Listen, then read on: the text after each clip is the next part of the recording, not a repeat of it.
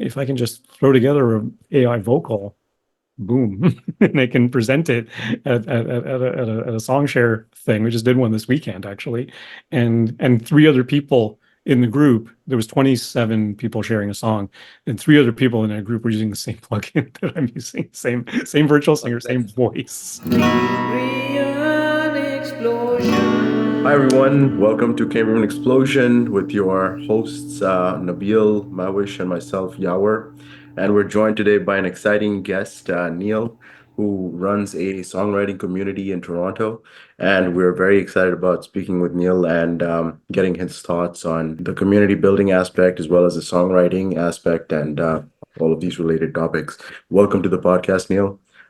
Good to have you here. Yeah, thanks so much for having me. I'm happy to be here and happy to chat with you guys, and thank you so much for the invitation. Really appreciate it.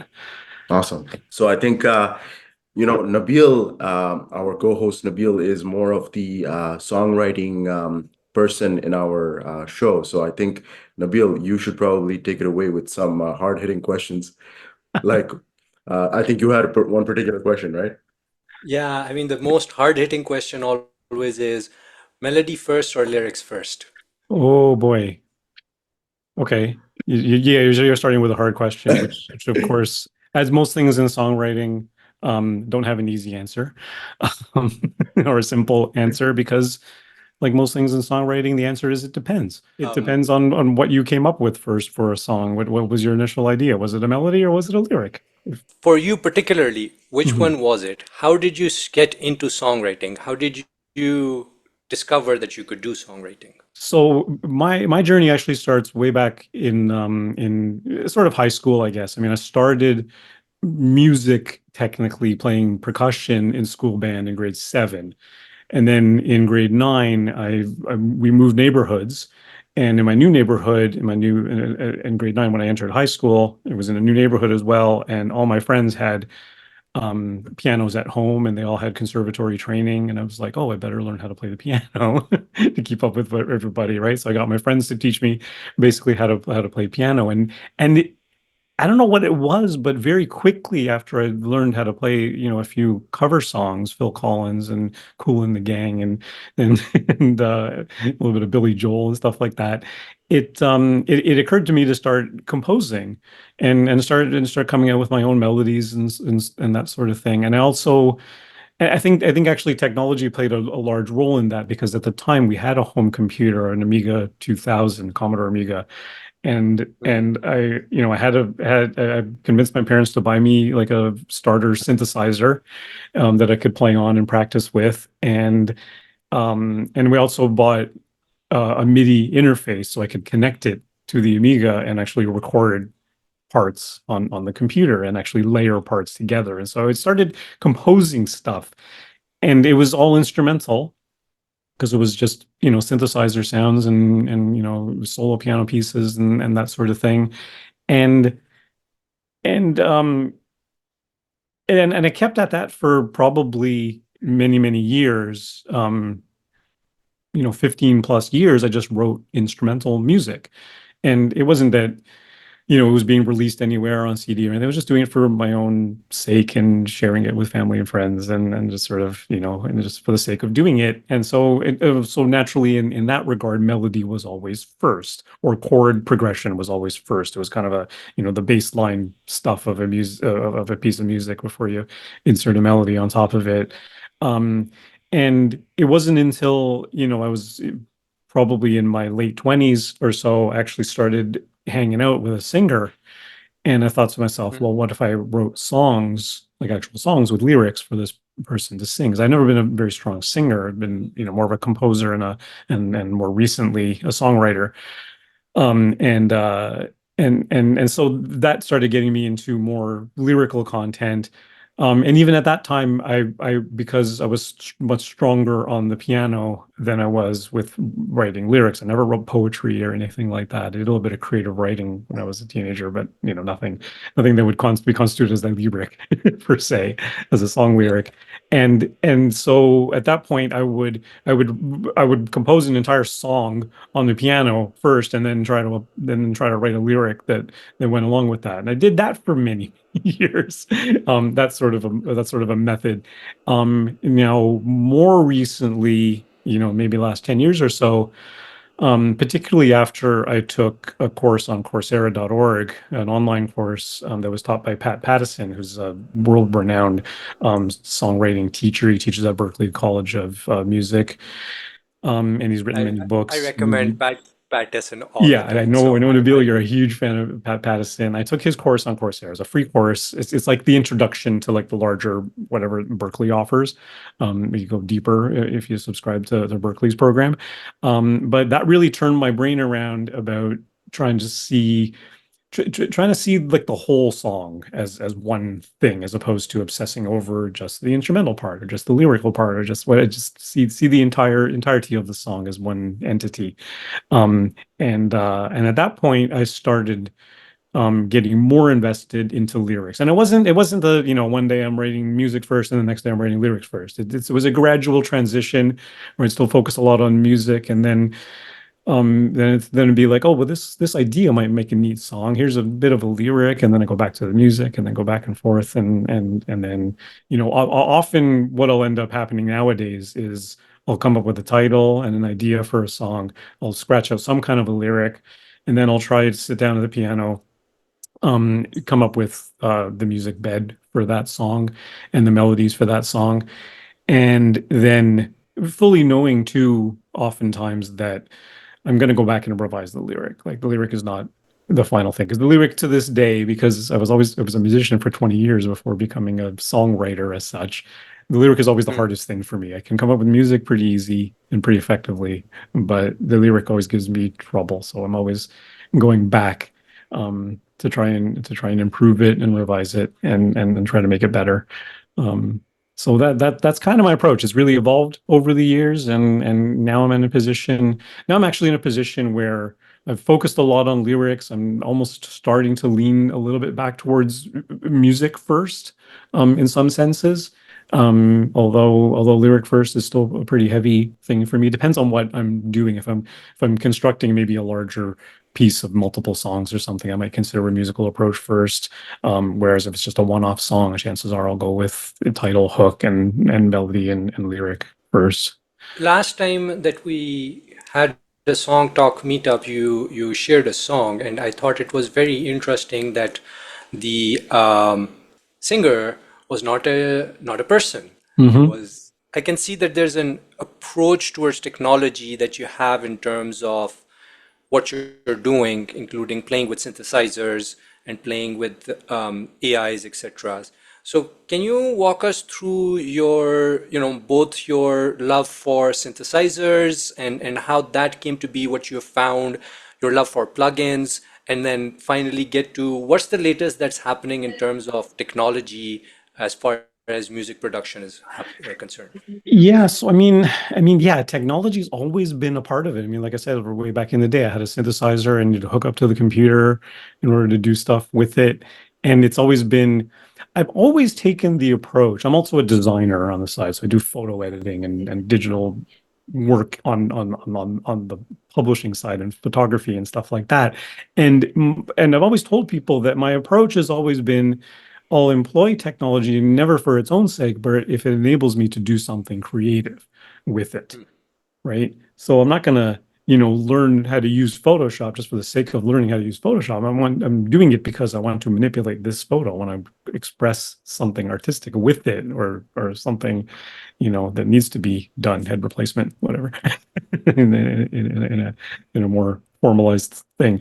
But as far as music is concerned, yeah, it's kind of timely that just a couple days ago I heard an episode of CBC Spark, which is the show on CBC all about technology, and they've been doing a series of being human, like what it means to be human in the face of all this AI technology and stuff that's coming upon us now. And they did one episode on music, and one of the interesting things they said there, like when the piano was first invented, it was seen as very much a machine. This is a machine for making music, right? We never had something quite like this before, and it's a very complex machine.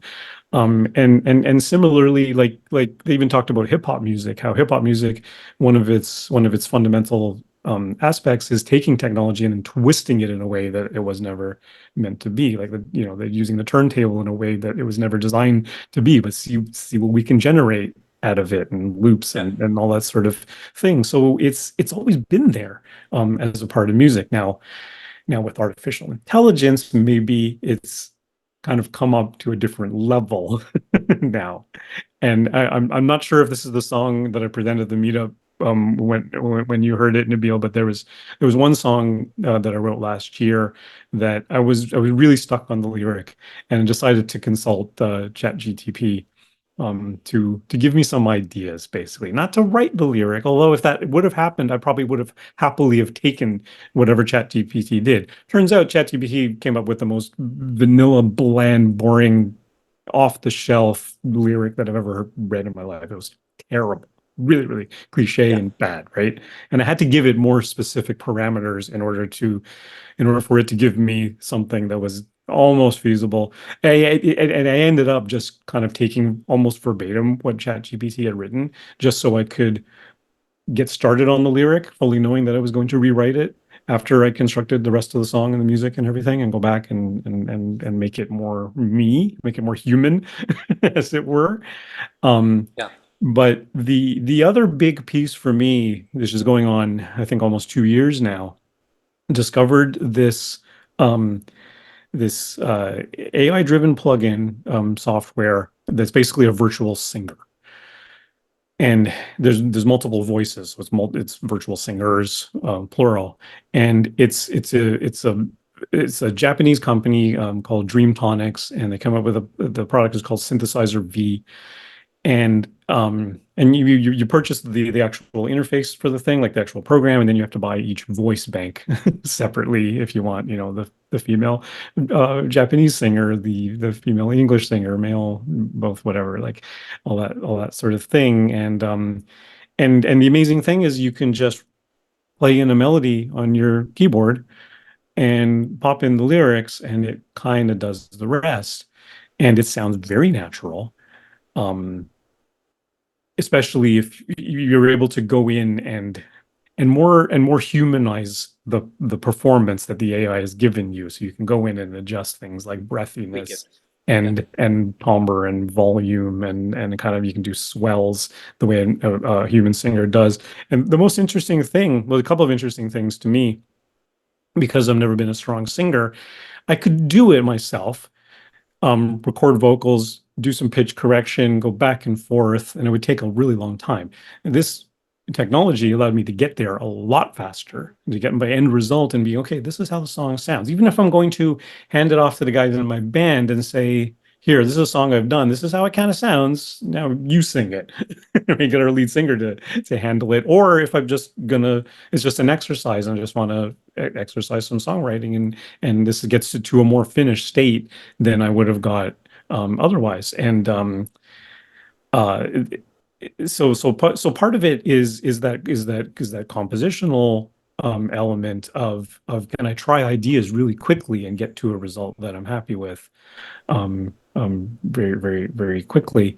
Um, and and and then I guess the other part of it is really it kind of made me more aware of the techniques that a real human singer does, and all the stuff that we take for granted when you hear somebody sing, or when I'm also a producer, so I've even though I can't sing very well myself, I'll coach other singers on how to perform this particular song. Like, even if it's a song I wrote, I'm getting someone else to sing on it. I'll be like, well, can you sing it more like this? Put a little more vibrato into it, emphasize this word instead of that word, like, kind of do the things. You can do all of this with this AI singer. You have to go in and manually adjust all those little things all the little details that you want, and insert breaths and things, and really take control of the vibrato of a voice, and do all that sort of nuance. And when you start editing to level and really getting deep into the plugin, you do begin to realize this is what an ordinary human singers do all the time. And we just take it for Mm. granted that they just offer up a really awesome performance, and you need to dial that in manually into this thing in order to get some kind of equivalent performance. But yeah, overall, the plugin is just completely blowing my mind. Still is, even 2 years later. I'm still using it a lot, and yeah, it's really kind of opened up. It's opened me up really to be doing things like songwriting challenges, because songwriting challenges often they're a few weeks or a month long, and Yeah. I don't do music full time. I have a full time job outside music, so I can only do it in my spare time. In order for me to get through something in a couple of weeks, if I can just throw together a AI vocal, boom, and they can present it at a song share thing. We just did one this weekend, actually, and three other people in the group. There was 27 people sharing a song, and three other people in that group were using the same plugin that I'm using, same virtual Oh, singer, same voice. So that's it's Wow. very out interesting. there. Yeah. Yeah. It seems like, AI is definitely helping you Hmm. in some ways, but I'm just, I'm somebody who, did video editing, back in the Hmm. day, still do, and it takes a lot of time. So I'm Yeah. just, I'm sort of just wondering, compared to 20 years ago, despite having all these tools, do you feel like editing is easier now for you in terms of music or podcasts in general? Or do you find that AI makes it still complicated because you have to still figure out which tool you want to use to get the results you want, and it still takes the same amount of time? Well, when it comes to editing, I've done quite a bit of video editing as well. And yes, you're right. It takes an enormous amount of time, a lot more time than you think. I guess I'm old fashioned. And not tape and cutting with a razor blade old fashioned, but old fashioned in terms of, you go through a cut and you go through it again, you go through it again, and you make other cuts and you adjust and you fine tune, and it's all kind of, done in that manual sense. Because I find that, with editing, I almost think of editing as a musician sometimes, even if it's not music per se, because even editing has a rhythm to it, right? Yeah. And I guess I haven't employed any AI tools outside of the music, but even music editing, I mean, yeah, editing is easier in the sense that you get a pristine, perfect vocal performance out of this thing. Whereas if you recorded a vocal on a microphone, there potentially is a lot more editing, pitch correction, sort of timing corrections, all those sorts of things you have to go through in order to, quote unquote, perfect the performance, or make it at least better in that sense. So for sure, it's cut down on editing time for sure. Yeah. Let me swivel the discussion from a technology focus to more of a personal focus. Hmm. In our last episodes, a couple of episodes, we've been discussing mental health, and part of the discussion has been how art influences mental health. Um, as a songwriter and as a producer, how do you see that relationship? How do you see songwriting helping you as a person grow? And then how do you see songwriting helping other people who hear your songs? How does that affect you personally as well? So I'm curious about that. Yeah, I mean, this is something I've been kind of interested in, not deeply necessarily, but it has occurred to me, and I mean, on a very fundamental level, music is the kind of thing, and then you could say this about any art form, I suppose, but music is certainly the kind of thing that that encourages and sort of encourages so much joy and so much happiness that, to me, it is a very healing art form to listen to it, to do it, to share it with others. It's incredibly empowering in that sense. Um, it, and I think as artists, even if you're not a professional artist, I think I don't want to go as far as say there's a responsibility, but there's certainly an opportunity to um to express, mental health concerns through songwriting. I've done this a couple times. I've done this a few times more in the band I'm in. I'm in a band called Bass Shelter. I play drums in the band. But I've also co-written a couple songs with our lead singer, Adi Aman. And he's actually the one that kind of started me on this mental health thought process in thinking about those sorts of things. And the first album we did together was mostly his songs, and he wrote a couple songs about trauma and those sorts of issues. And we wrote a couple of songs together, one called Light Your Way, which was about encouraging people to reach out to friends and family if you're going through a rough time and really get conversation going. We did another song a few years later called Man of More Words. That was we took that title from the Movember group that's sort of advocating for men's mental health, and it was and their whole message that year was be a man of more words, especially with men who are often encouraged to hide their emotions and be a man and just be stone faced, front forward facing kind of thing, to be able to express our feelings and be able to be vulnerable in that sense. So that was a song kind of encouraging that. And I guess the hope is that through a song you can express these things in such a way that's maybe easier to express than saying it plainly to somebody, right? And I guess the hope is that you perform these songs at a show or something like that, and people may actually come to you and say, "Hey, that really spoke to me, and that really resonated with me, and something about it kind of made me feel something," right? I remember going through this is 15 years ago now. I was going through a divorce, and I was going through some therapy work with that, and there was a song that I'd heard from the band Rush for many years. I'd heard it many times. I never really paid attention to the lyric. Um, and then I heard it again as I was going through this journey. All of a sudden, the lyric just spoke to me. I was like, wow, this is like nailing exactly what I'm feeling right now, and all the trauma and stuff associated with that. It's just incredible, right? So on my iPod, I dialed it up from a 3-star song to a 5-star song. It's like, yeah, now this song has just become one of my absolute favorites, because now it just doesn't speak to me in a musical sense, but it speaks to me in a deeper psychological mental health space, right, as well. So and I guess that's the hope too with songs that you write too, because sometimes as a songwriter, it is actually harder. Like I say, it's harder to say it plainly to somebody you're speaking to, depending on how the level of trust you have with that person, how vulnerable you're willing to be.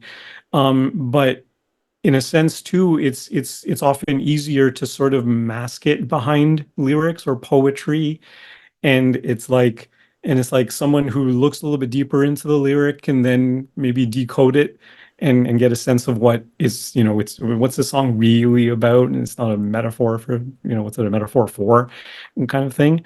And so there's an opportunity there too, I think, as for songwriters who, number one, don't want to talk about it plainly, but also don't want to sing about it plainly either, right? Because you, Yeah. you can just lay it all out in your lyric, um, uh, and whatever struggle you're going through.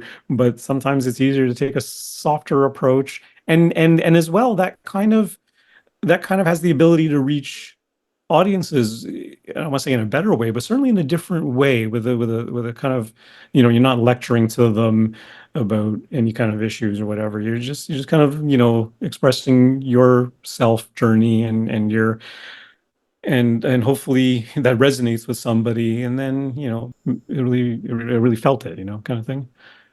Yeah, how music sometimes becomes your friend, like that's the experience where you're really going for. Like it touches you to the point where you want to, when you're alone, you want to be with the music, with the song, with the lyric. Um, Yeah. I'll always remember this quote. I think it was in the movie. Bowling for Columbine. Uh, shoot, I can't remember the dude's name, the rocker guy, um, Yeah, no Marilyn idea. Manson, Okay. who's actually, I mean, I'm not a big fan of his music, but man, is he a smart guy. He's a Yeah, really he's really smart. intelligent fellow. And he was like, like when I was he was like when I was growing up, like music was the one thing. It would never told me that, I was dressing wrong or that I made the wrong choice or that I did this or whatever. It always just accepted me for who I was. And that's what we all want ultimately, especially, if you feel like you're a bit of an outsider and you're not you're not really part of the group, as it were, and you're not conforming as much. And often that is the case if you're listening to a little bit of music that's a little bit outside the popular space, and then people judging you for that, and you kind of it's kind of a different thing. But the music is always the thing that you, like you say, you go back to it when you're alone, and it just makes you feel better. Yeah, and it's also a way that it has of bringing people together, right? Oh, Like, absolutely. in pop culture and movies and shows and stuff like that, there's this phenomenon we've seen recently over and over again. For example, I don't know if you watched Stranger Things, but then there Hmm. was this huge like phenomenon that happened with this one old 80s pop culture song that became Hmm. really famous because of Stranger Things, right? Yeah, yeah, I totally remember that. And yeah, and then there's a big thing with nostalgia right now, and it's really weird that, like, through our songwriting podcast and through the meetup, I actually meet a lot of people, surprise, surprise, that are younger than me, bigger, and and and and every once in a while, more often than I would think, all these 20 somethings are like, I wish I was a kid in the 80s. The 80s music is so good. Yeah, And I'm exactly. like, okay, so it's not just nostalgia for me. It's not just like a subjective Right. thing. It's like objectively better. And like I'm actually right. It is subjectively Yeah, better yeah. back in the day. And they're like, yeah, Yeah, it's absolutely. But yeah, but certainly things like that. I remember when everyone was flipping over that song. I'm like, yeah, I've been there, done that. I remember that being on the radio when I was a yeah, kid. yeah. Whatever. Yeah. That's awesome. So I've heard Yawar now becomes wants to become a songwriter. What guidance would you give to Yawar if he wanted to become a songwriter Well, in today's for before today's before we do that, let me actually say what happens is that what happens to me is that I hear like some like really cool sounding music just when I'm about to fall asleep, and I wish that I could write it down, and then the next morning I've completely forgotten all of it. That's what Hmm. happens to me with music. Do you play a musical instrument, Yor? And no, I don't play anything or I don't know anything. So like I just kind of like hear these random things in my head from time to time. Right, right. Yeah, I would certainly encourage you to take that course on Coursera, Yeah, the free yeah. songwriting course, because you do not need any experience Mhm. with anything in that course, and it really takes you through kind of almost step by step. It's kind of cool. But yeah, I mean, the cliche thing is just do it, and Yeah, and yeah. and here's part of the big problem, as I see it. We hear songs, like you're listening to music as you fall asleep. It's those are final production, mastered, fully completed songs, right? It's never revealed to you how many revisions or how many years of suffering bad songs that artist went through before they got to that point and put that thing on Spotify so you could hear it, right? So, so I think beginning songwriters especially think that it's going to be magical and it's going to be perfect right out of the gate. I don't think that's ever the case. Hardly ever the Yeah, case.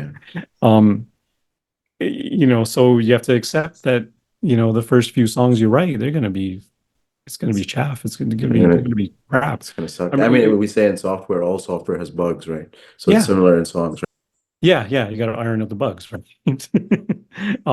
So there's that, and like Nabil was asking me off the top, like melody or lyric, it's whatever moves you, man. It's like I got this cool idea for a song.